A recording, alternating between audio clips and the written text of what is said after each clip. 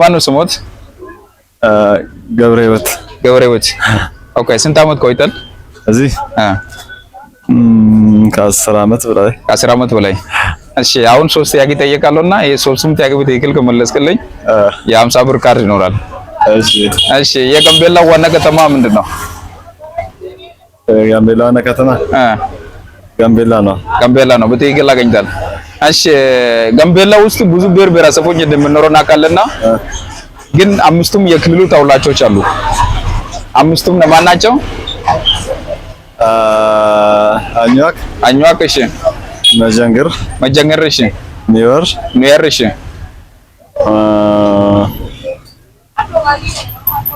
ምን ጣማቆ የለም ማለት።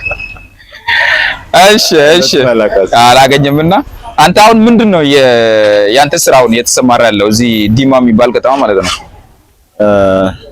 ሞባይል ሴንተር። ኦኬ አንተ ጋር የሚገኙ ሞባይሎች ምን ናቸው? ለምሳሌ አንድ ሰው ማንዋሪ ሆኖ ሞባይል መግዛት ሲፈልግ ምን አይነት ሞባይሎች ጋር ነው?